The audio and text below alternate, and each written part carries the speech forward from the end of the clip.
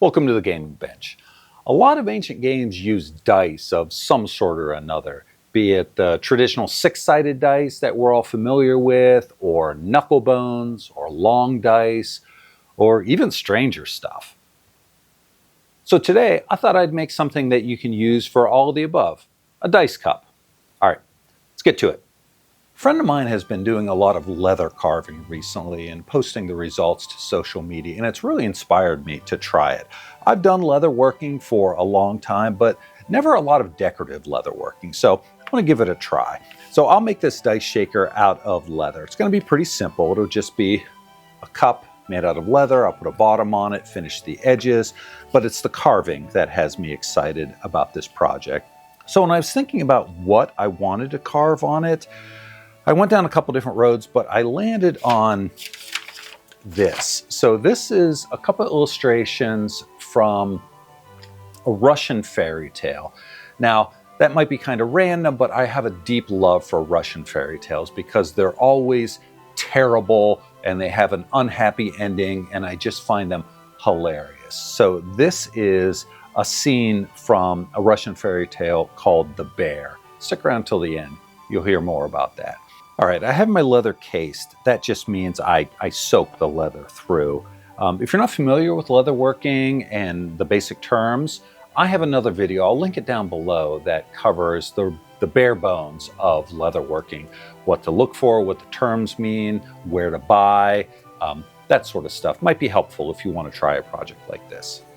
All right, so this is, I got it soaked and it's dried for a little bit, and now I'm just going to pin this decoration down to it before I trace it. These pinholes will be cut lines, so you won't see it in the final product. So I'm just going to take a ball stylus that has a pretty narrow tip and go over the lines. I just need to apply enough pressure so that the line is transferred to the leather. I don't need to break through the paper or anything. That looks pretty good. Got the pattern in there that I want. I'm just going to give this another minute or two to dry, and then I'm going to come at it with swivel knife. So I've owned this swivel knife probably for decades, but I very rarely use it. Like I said, I don't do a lot of decorative leather work, but I know you can get good results with it, so I'm going to give it my best try. All right, here we go. I'll do all the straight lines first.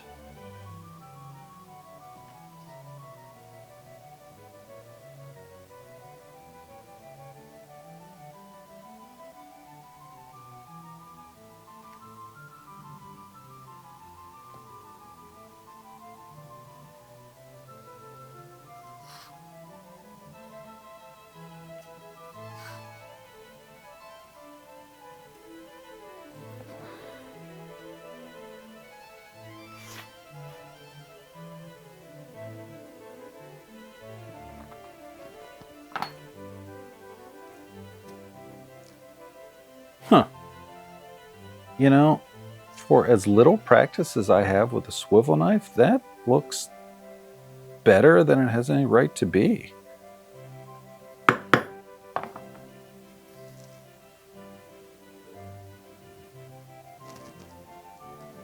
Not bad.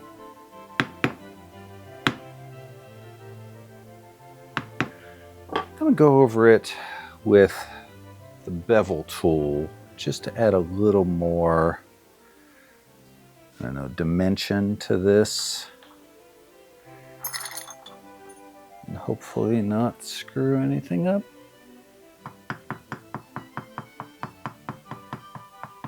Cutting in a groove along the stitching lines just to give me essentially a guide where the stitching will go.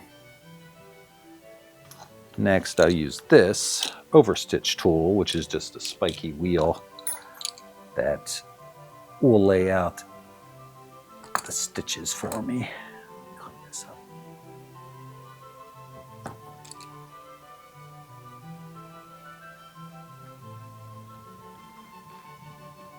This is mostly dry, so I'm going to go ahead and start punching the holes. This is, without a doubt, the most tedious and boring part of the project.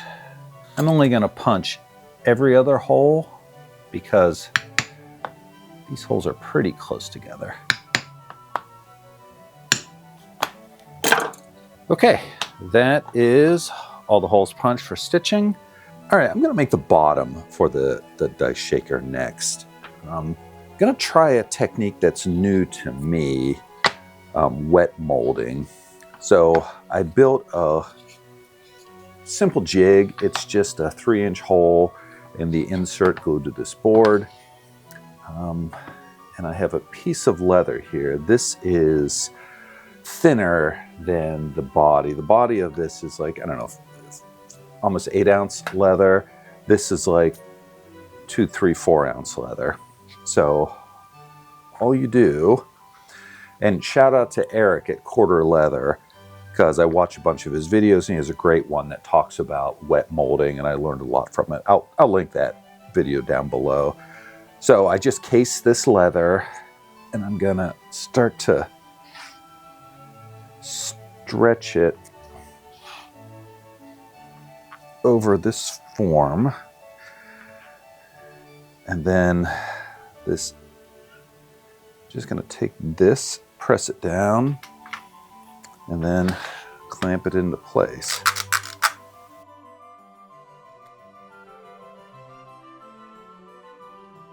To give this some color variation, I'm gonna take a dark brown leather dye and paint it on in this pebbly background I made. And I'm gonna try super hard not to drip any dye where I don't want it.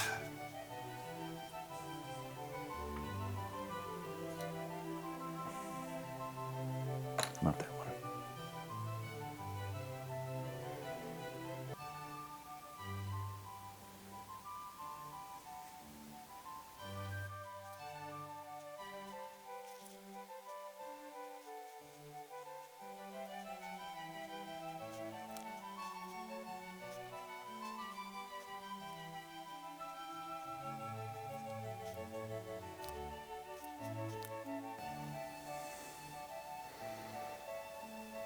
Looks pretty good. I'm really happy with how that looks, and I'm most happy that I was able to bring those blood drops back to life that are coming off of the bear's paw. So I stood up to turn off the camera and immediately knocked my dye over and spilled it on the piece. Luckily, it's just a little corner here on the front that was dyed. I was going to dye the back anyways. So here's hoping that once I burnish the edge, that's not too noticeable. After about an hour, you can take this out of clamps. It's not dry, but it'll hold its shape. It's pretty good. And it'll dry faster, not in the mold. This is dry now, so I'm gonna go over it with another color. I have a nice forest green that I wanna dye this thing. I'm wearing gloves this time because obviously I can't be trusted not to get this all over myself. So I cut down the edges a little bit, or beveled the edges, and added some brown to the edges too. So when I finish those, they should look nice. Yeah, that looks pretty good. The green is dark enough that it hides that little spill of the dark brown. So yeah, it's coming together. The bottom's dry enough now that I can trim it.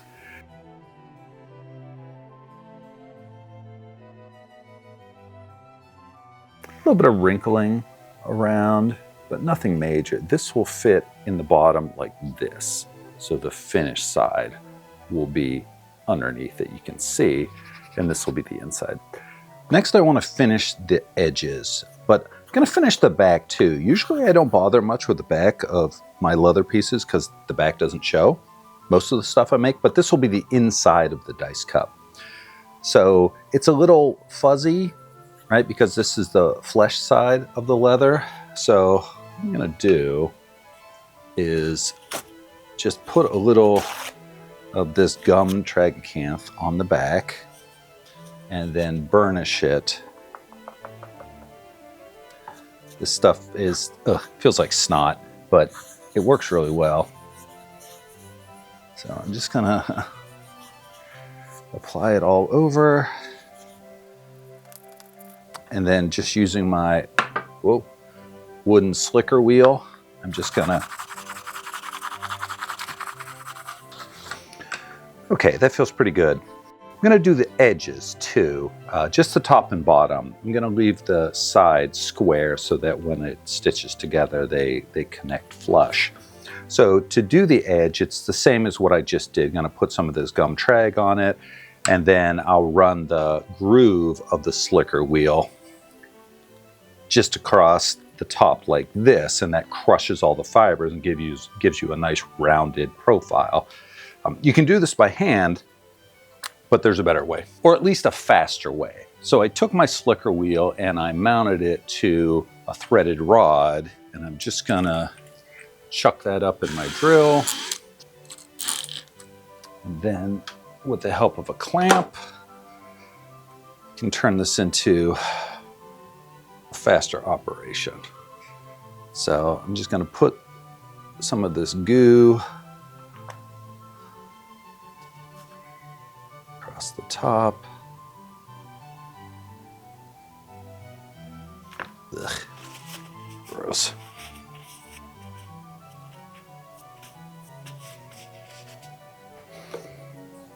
Now it's like slicking it by hand 1,000 times a minute.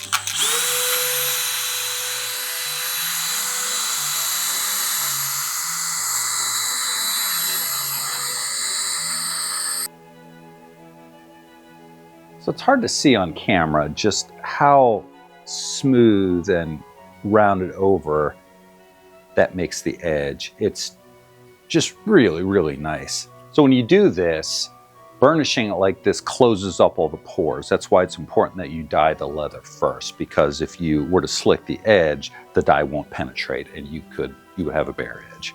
Now we're at another part of the process where I'm second guessing myself, that when I've done tooling like this before, sometimes I'll apply antiquing to it.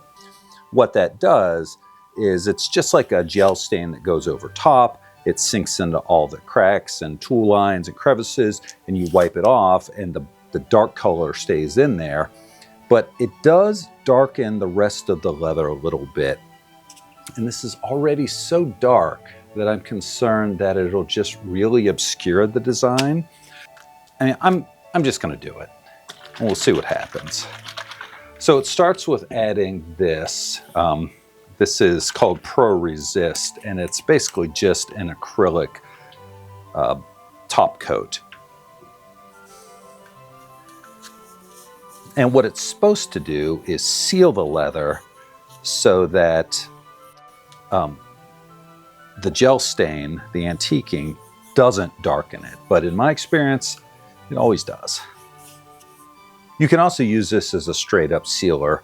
Like I could be done with the leather tooling right now, and I will put a coat of this on the inside too.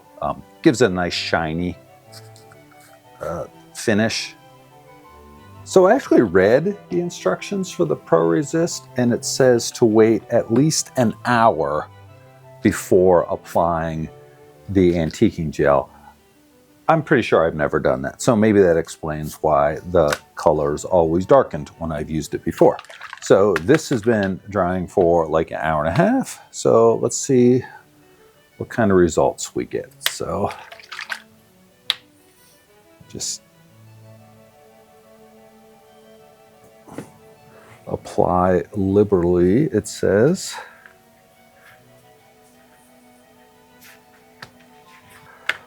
allow to dry, and then buff to a mellow gloss. Let the antiquing dry, buffed it, and then I put another top coat of that Pro Resist on as a finish coat, front and back. And, you know, as predicted, the antiquing really doesn't make the figures pop out. This green dye is just too dark to really make that happen. If I cared enough, I could go over this whole thing with acrylic paint and add color and really make it jump out. But I like this. This is fine. So I'm going to move on to stitching. I'll start with the top stitch because this is just decorative. I have just wax linen thread on 2 needles, and it's just going to be a simple saddle stitch. I had to go back and punch all these holes again because with all the burnishing, they closed up a little bit.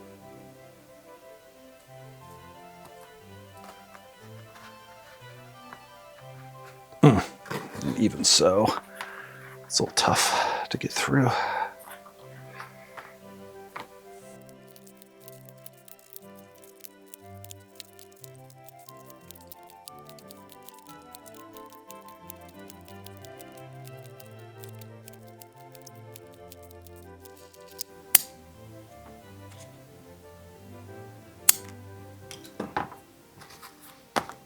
All right, looks pretty good. Leather's pretty forgiving, so you can be pretty rough with it when you're trying to get it into the shape that you want. Done. Now I can attach the bottom. This is the part that I'm worried about, honestly, getting this to fit in there right.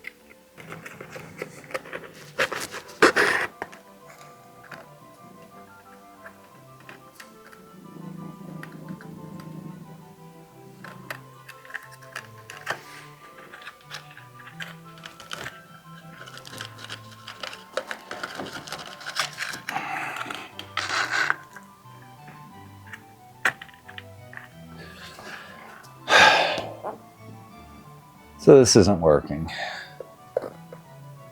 It's pulling on the end of the cup. Can you see? And it's making a weird pucker right at the seam.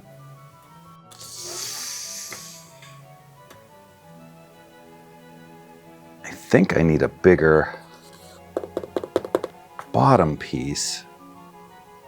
I think that might solve it.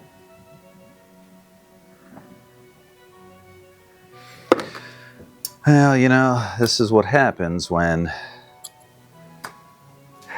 you've never made a certain pattern before and you do it directly on camera. So now I will just pull out all of these stitches and start over. Okay, here's what I'm going to do. This is the exact size of the bottom of the dice shaker, so it should fit, but as I'm stitching it, the stitches are putting tension on this in some weird way that I can't quite figure out how to fix. So what I'm going to do is I added stitching to the bottom. It's just decorative, like on the top. I have an extra one of these because I did a test piece before I did one on camera. Dyed the bottom of it, and I am just going to glue it on. So I'll just hit it with some rubber cement.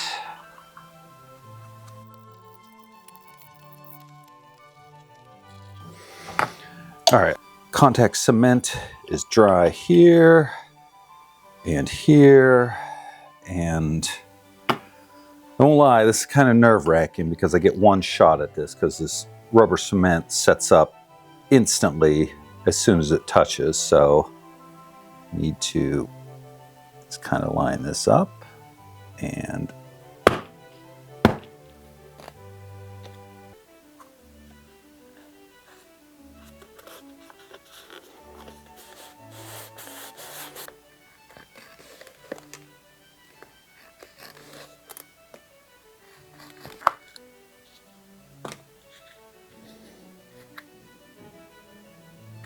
fussed with this a bit more, skived down the edge, added some of the dark brown around the edge, just like I did with the rest of the piece. And now I just need to dye the bottom of it green to match.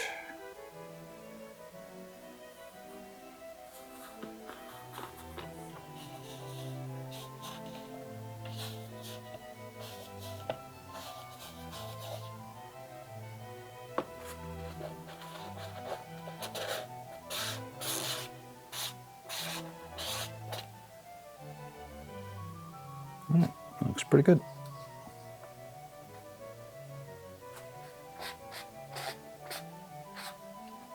And I'm done. I fussed a little more with the bottom and burnished it, dyed it, covered the whole thing with another coat of that Pro Resist as a top coat, and works great. All right. This is a little different than my usual videos. Usually I build a game board, an ancient game board, and if that's kind of the content that you're interested in, please like and subscribe. And now, the bear. Once there lived an old man and his old wife, and they had no children. The old woman said to her husband, "Old man, go get some wood." He went and met a bear who said, "Old man, let us fight."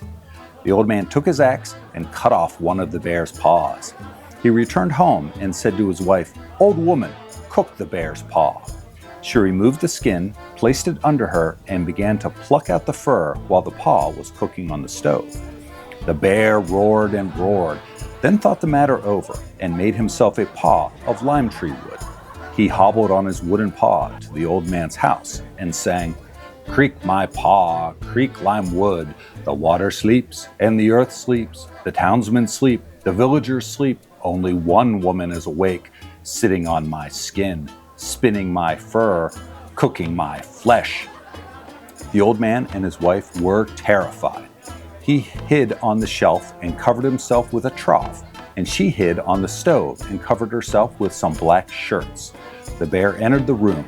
From fear, the old man groaned under the trough, and the old woman coughed under the black shirts. The bear found them and ate them. The end.